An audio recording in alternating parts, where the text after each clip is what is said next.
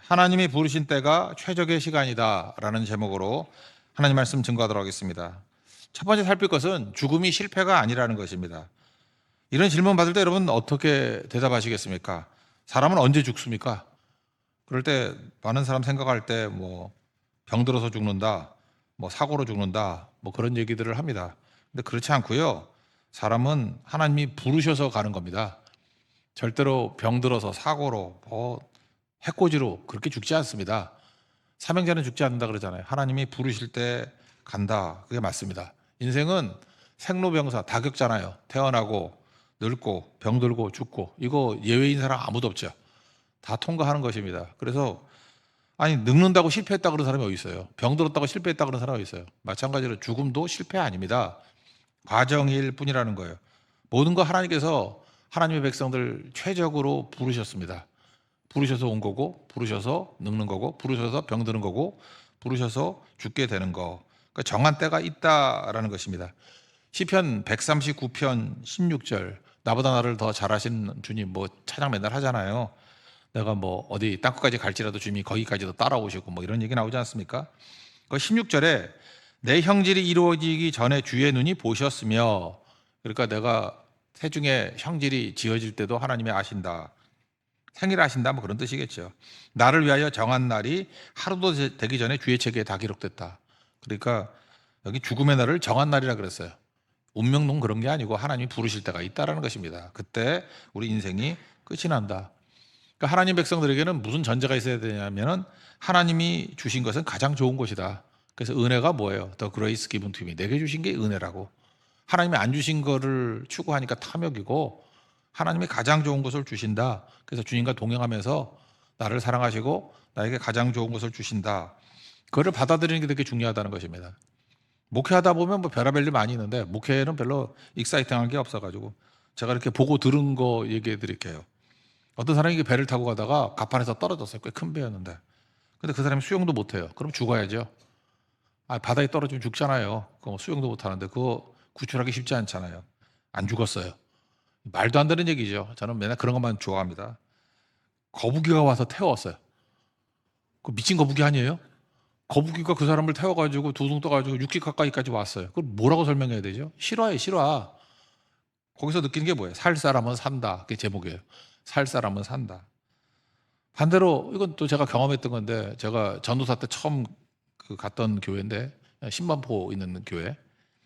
거기 그 피부에 뭐 이렇게 염증이 생겼던 것 같아요. 뭐 피부염? 뭐 이렇게 골맞다 그러나?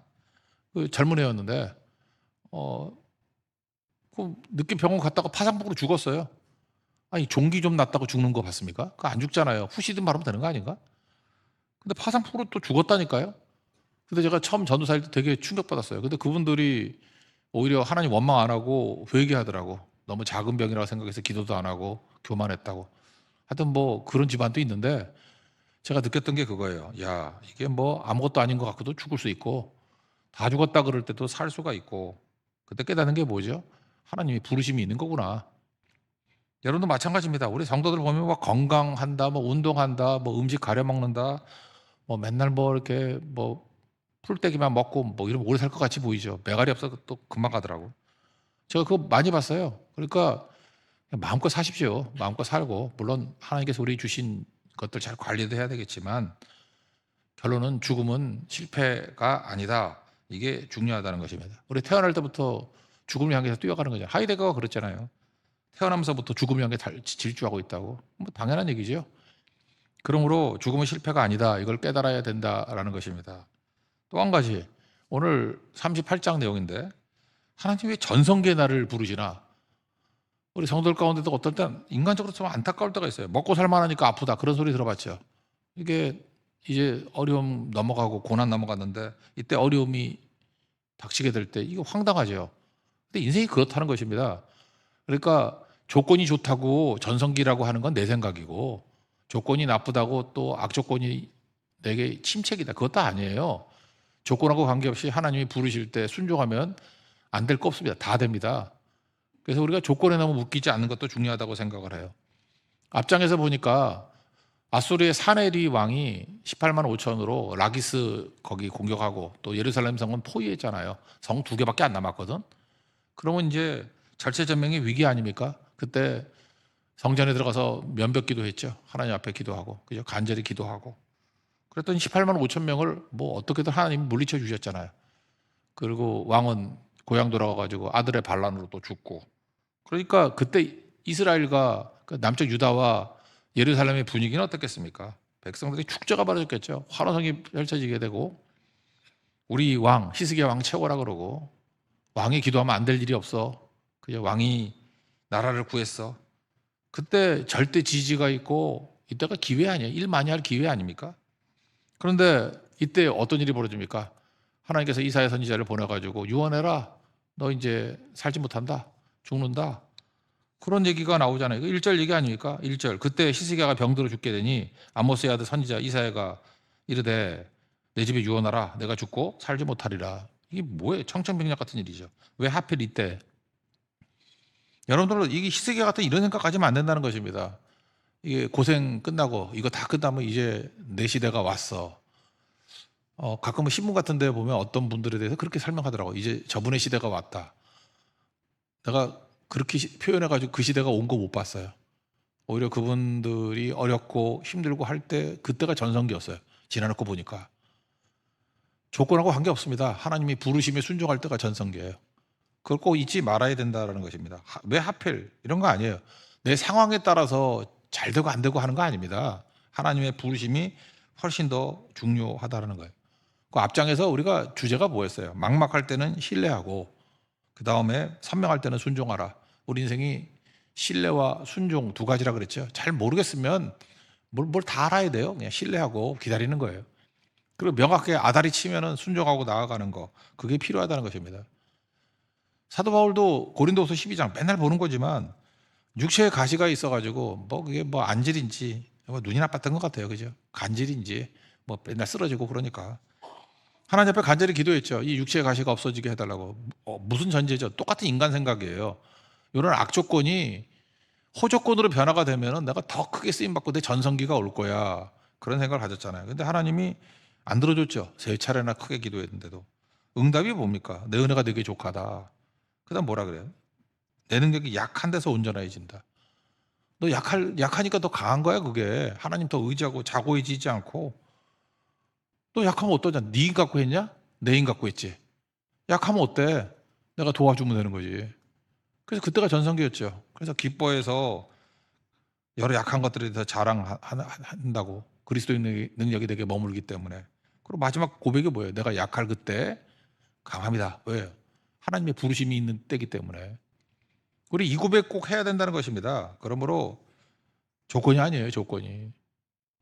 하나님이 찾으시는 사람, 그 없고 적다 그랬죠. 예배자가 없고 일꾼이 없고 감사하는 자가 없고, 어제도 그렇게 세 가지 없는 그 한 사람이 되기 쉽습니다 했더니 생각보다 되게 많이 나왔어. 그죠? 나와서 이제 저녁 예배 때 찬양을 했는데, 일꾼이 필요하다 그런 거 아닙니까? 일꾼이 어떤 거죠? 하나님께서 되게 무슨 어떤 조건이나 부르심이 있을 때 그냥 순종하고 나가는 게 일꾼 아니에요? 뭐 조건이 줘야 됩니까? 우리는 항상 그래요. 믿고 구원받았다. 그럼 그 다음에 뭘 하죠? 하나님 맨날 도와달래.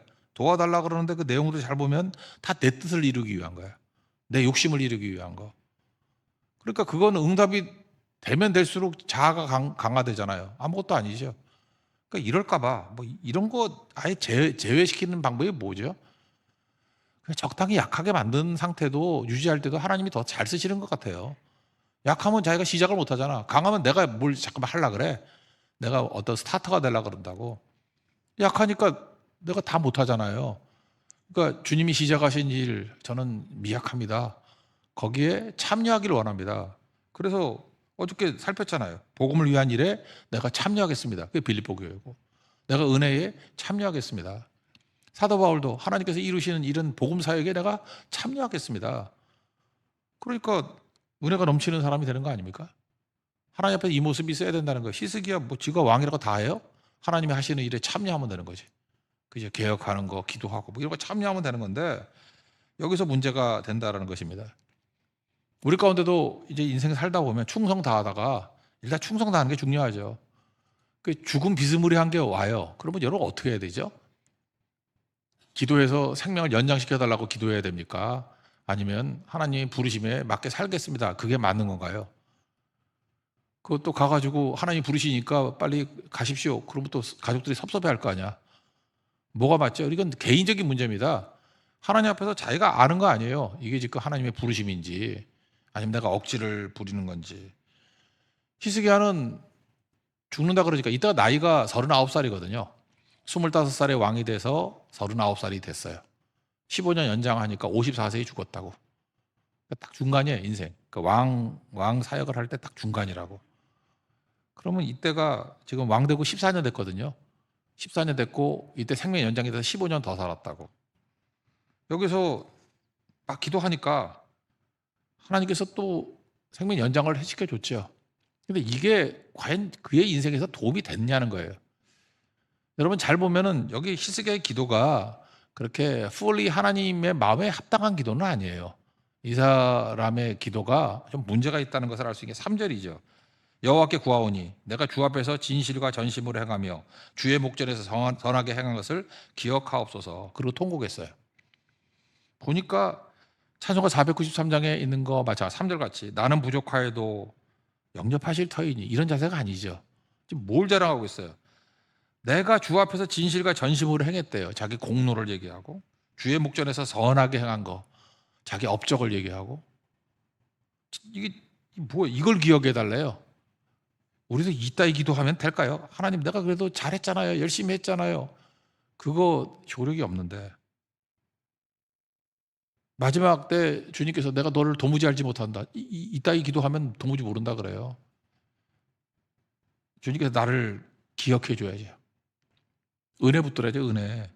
근데 그거 안 되니까 저는 이게 이런 샘플이라고 생각합니다. 억지로 하나님 앞에 기도해가지고 우리 잘못된 예 중에 하나인 것 같아요. 그죠? 이때 만약에 39살에 히스기야가 죽었으면 정말 깔끔하게 죽었습니다. 선한 왕이고 이스라엘의 개혁을 일으키고 하나님 뜻대로 살다가 짠하고 하더라. 그렇게 됐던 게 요시야거든. 요시야가 전투 나갔다가 죽어. 그래서 요시야는 정말 선한 왕으로 끝나잖아요. 그죠? 히스기야가 괜히 15년 살아가지고 나중에 지저분해져요. 되게 지저분해진다고. 3년 만에 아들 낳아요. 므낫세. 근데 그게 최악질 왕이야. 그때 그냥 죽었어야 되는데. 그건 낳지 말아야 되는데. 므낫세 나가지고 열왕기하 23장 26절에 보니까 므낫세가 여호와를 경록케 한 그 모든 경로 때문이라. 그래서 이스라엘 유다 망한다. 바벨론으로 끌려간다. 그런 얘기가 나옵니다. 27절에 나오죠. 이 성전을 버리리라. 성전도 무너지고. 성경은 기록할 때 므낫세 죄 때문에 그렇다는 거예요. 15년 동안 연장해가지고 그놈의 아들놈 므낫세 또 오래도 살았어. 55년 동안 왕했습니다. 그래서 이스라엘 유다 다 망쳐놓은 거예요. 또 하나 우리 내일 살피겠지만 바벨론이라는 나라가 작은 나라였거든요. 작은 나라에서 사신 보냈더니 거기 보물 창고 무기고 다 보여줬어요. 자랑하면 빼앗기는 거죠. 다 빼앗겨버려서 결국은 히스기야가 그냥 병들어서 하나님 앞에 천부에 의지 없어 손들고 갑니다. 그리고 천국 갔으면 그냥 끝났을 건데 하여튼 유다 망할 짓 골라서 다 하고 그래서 유다는 히스기야 때문에 망했습니다. 그 악한 므낫세 낳고 그 15년 동안에 자랑하다가 바벨론에게 정보 다 털리고 나중에는 끌려가게 되죠. 그러니까 우리가 내가 원하는 대로 다 구하고 억지 부리고 하면 주님께서 응답은 해주셔요. 그래서 기도도요 하나님 뜻대로 구해야지 뭐 사생결단을 가지고 기도하면 응답해 주죠. 나 그런 거 많이 봤어요. 예를 들어 믿지도 않는 어떤 이상한 여잔데 형제가 너무 기도를 열심히 하는 거야. 제가 진짜 제 제자 중에 경험한 거예요. 그거 아닌 것 같은데 너무 간절히 기도하고 막 금식하고 결혼했어요. 그다음부터 계속 불행해지는 거야. 진짜 안 맞아요. 안 맞고 이게 뭐 신앙도 안 맞고 더 얘기 안 할까요?